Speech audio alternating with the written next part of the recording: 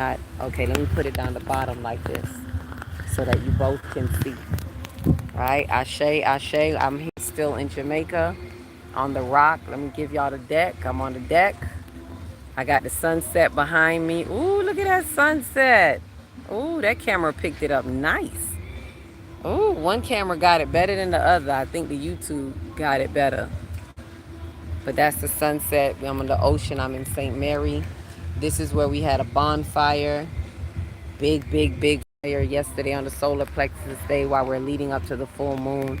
And the solar plexus is about the fire, the element of fire, and releasing what we no longer need, understanding our identity body. That's the solar plexus, right? And today is the heart chakra as we're on the full moon. Happy full moon in Scorpio, right? We're going to talk a little bit about it. Let me get back to this point that I was saying, what I was giving to you all now about listening to the wisdom within. The two parts to this, which is allowing guidance and listening for change. There is no one without the other, right? So you're not in true transformation if you are not doing both of these, right? So let me show you what it looks like, because some people will think, well, yeah, I'm listening. If you are not allowing elders to guide you, there's no way you can be truly allowing guidance if you can't listen to those who have come before you, right? And I'm not talking about in a way where they trying to control your life, right? I'm wobbling because I'm sitting on this rock. Woo, y'all, I'm really sitting on it. When I say I'm on the rock, let me show y'all what y'all see that? I'm on the rock, okay? And I'm not between a rock and a hard place. I'm on the rock. I'm on the rock. Welcome to Jam Rock.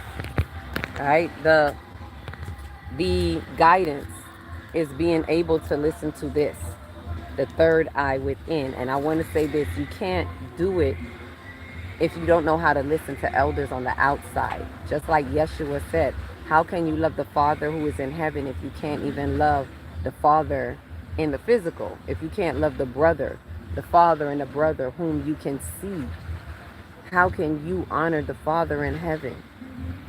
How can you honor thy mother and thy father, which is really the masculine feminine energy? Let's not get it twisted. Let's not misunderstand with our limited understanding, so to speak, because we only know mother and father to be a physical mother and father. There is an energy essence that is both masculine and feminine. That is the modality of energy. And if you cannot honor that, you cannot honor guidance, because that's how we get our information. That is the guidance of energy that moves through us, that moves through this earth, that moves over the face of the waters. That is the guidance. Thank you for the likes. Keep liking, keep tapping the heart so those who can get it can get to this. Ashe. Oh, Royal, where were you last night for the burning fire? We burnt that up. I know BB told you we burned it up. We had a fire closing out ceremony, closing out all that we don't need, all that has been in this sticky film on this island blocking our people. What has been the sticky film in our DNA that has been blocking the codes, blocking the flow and the DNA activation, because we got so much resistance in our soul. Ashe. So to get back to the guidance, the message is, this is really about true transformation. And those retreaters that came here, we had a transformation. How true it is according to the level of our understandings and the level of our receptivity. It's according to our masculine feminine energy, which is the receptive and the creative activity. Did you receive? That's why it's a two-part. See, I'm piecing it together now for you. True transformation, again, if the modality is masculine feminine energy, creative and receptive activity, then we need both. And so the first one, which is allowing guidance, that's the receptive activity. Let me break this down. Faithfully, y'all can stick with me on this. Faithfully, you can piece this together and you get what I'm saying. Because this is I'm speaking at a deep level. This ain't for the 3-feeders. All right, this for the ones that could go a little bit deeper. It's multi-layered, multi-dimensional. And so If you can honor the the energy around you, the receptivity, the information, the energy in motion, the sensations of information. I'm giving it to you on many levels. If you can honor that, then you can allow for guidance. That is the receptive activity, and that is the feminine energy. That is the honoring your mother that we're talking about. Can you honor instructions? Can you honor guidance? Can you honor receptivity? That is the receptive activity. That's the first part, allowing that guidance. And the second part is listening for change, listening for what you need to do. That is the creative activity. The creative activity is action. It is what you need to do. It is the masculine energy. It is the father. So when we say mother, father, God, we are talking about the duality, the harmony of duality, the energy in motion, the flow and the modality of energy, which is masculine and feminine energy. Mother and father, male and female, created He them both, because you need both to exist. It is existential that you have both masculine and feminine energy. It is existential that you have receptive, hello, that you have receptive and creative activity, because there is no one without the other. Ashe, ashe. So honoring the mother and the father is not just something outside of you. It's honoring the energy. It's honoring the frequency that moves in you. Like neurons. We're like neurons, and the information is ones and twos. It's zeros and plus. Ones, what they call it? Zeros and ones. It's the plus and the minus. Right? The masculine and feminine. See, and the wind just picked up as I said that. The masculine and the feminine. And so if we're not listening for guidance, if you can't do that on the outside, let me get back to that, because some people feel that they're doing it, but if you can't honor your mother and your father in the physical, they are the physical representation of the receptive and the creative activity. If you can't honor that, then there is no listening. There is no allowing guidance. You can't say, I allow guidance, but I don't listen. I don't honor them because they did X, Y, and Z. Regardless of what they did, if you can't listen, if you can't have the wisdom to listen to what to listen for, because here's the thing, when we block them, when we say, oh, they're full of crap, or oh, my parent didn't do this and my parent didn't do that, so they full of crap. So now when spirit is trying to use them to speak to you through wisdom, regardless of what they've done, here is a moment where they have a piece of wisdom coming from them, and you cannot receive it because you've put up a block to this elder, because you have your opinions and you have your biases, and very, rightfully so. It may be some things that they did wrong to you. I'm not denying that. I'm not here to dispute that. That's not what I'm talking about. I'm talking about regardless of, indifferent of. And this is what the ancestors were showing us when we were here walking through the passage. They want us, they're asking us to rectify the truth. They're asking us to step into truth resonance, regardless of your biased opinions and however you may think and feel about it. We need to bring the truth to the forefront. And it is through that truth that you'll allow yourself to extract guidance, right? By not having your blocks up because they did this to me, or they did that to me, or they didn't do this for me and they didn't do that for me. The question is, in the now moment, will you allow spirit to speak to them if it's a message for you, even if it's coming in a way that you don't like? They may be saying something to you that's real off-brand and out of pocket, but hey now, just take a minute. Just take a minute, take a moment, listen to what they're saying. Take out the part that it's unfair, or it may be rude, or it may be the wrong timing, or whatever it is. Take that out and see if you can extract with this eye what the message really is that is coming through. All right? Spirit energy is not asking you whether you like it or not. It's not saying, hey, do you like this? It's giving you a message. It's giving you a cue. It's coming through. Thank you for the follow, Nick. It say Nick? I think it say Nick. Thank you for the follow. Keep coming through. Keep adding the hearts, y'all, because that's how people find those who are in these higher frequencies. Because what I'm saying is not for everybody. That's why not many could find a frequency. Right? And I'm not saying it just to say it. I'm saying what I know. The frequencies are very, very different. Not many could find these altitudes.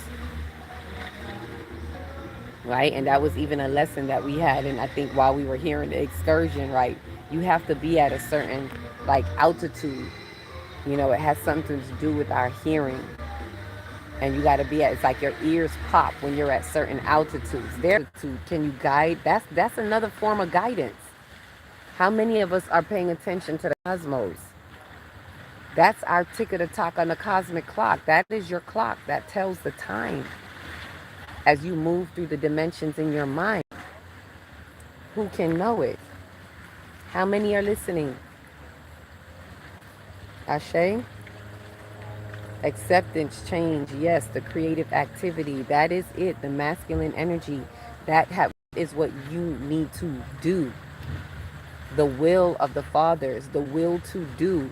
And the question is your will bent on your will? Is the will that your elders, do you practice listening to your elders here? Are you listening to the wisdom in your families where there are wise elders? And even if they're not so wise, can you listen with the third eye, read between the lines, and extract wisdom out of things that are not feeling so wise and so good? Even if it's ugly, can you take the wisdom out of that? That's the revelation. Wisdom and information is not always them telling you something and it's good. I want us to understand that. It's not going to always be, oh, that's really good information. Sometimes wisdom is going to be somebody telling you some downright ugly stuff and even some wrong stuff. But you're able to extract something out of that wrong stuff. Wisdom is like, do you see that it's wrong? Do you see how wrong it is so that you can know what is right? Do you see how wrong it is so that you can know what is right? Ashe? That's listening to wisdom. We need to get these little fantasies out of our head where we think wisdom, oh yeah, wisdom is when it's always sounding good and great. And no, wisdom is, can you recognize, can you use the spirit of discernment, and can you recognize that this is faulty and that you don't need to have an opinion about it because it's faulty? You don't need to be judgmental about it because it's faulty. You just need to know that it's faulty so that you can focus on what's true. If you can see what's faulty, that means you can see the truth resonance, and that's the key. And that's the key. The Ankh of life. This is the key. Truth resonance. Hey, welcome in, chosen. Welcome in, James. Hey, from, where are you from? Where's Belfast? Tell me where's Belfast. Please, tell me. Ashe? Right? Just know what's faulty. Yes. What up, sis? Hi, Jess. Peace, love, and light. Northern Ireland. Oh, you're in Ireland. Welcome all the way from Ireland. Currently in Alabama. Okay. You're in Alabama now. Okay, we got Alabama in the house. We got Northern Ireland. Way over across seas. Welcome in. Ashe. Right? But yes, we have to know what is faulty. Practice knowing that, and that is a wisdom. Can we listen to the elders, y'all? Tap in and tune up. I want to inspire somebody today to really, finally you got in, right? I want to inspire somebody today to pay more attention to the elders. That's what I'm crusading on, because these elders become the ancestors, and you better know how to connect to those ancestors, because the ancestors has the key. The ancestors are the key answers. They are the ancestor. The ancestors are the answer keys in your DNA.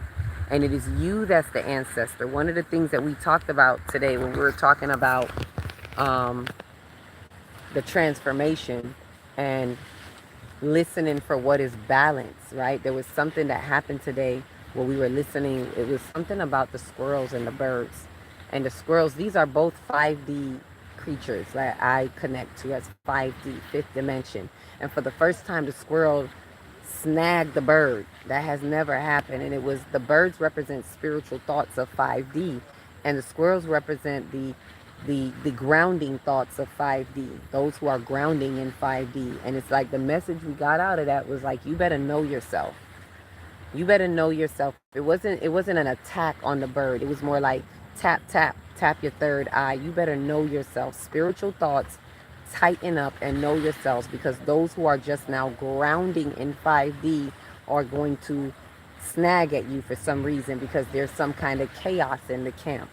There's something that's a little bit off, and while we're shifting and while they're grounding, if you get caught slipping,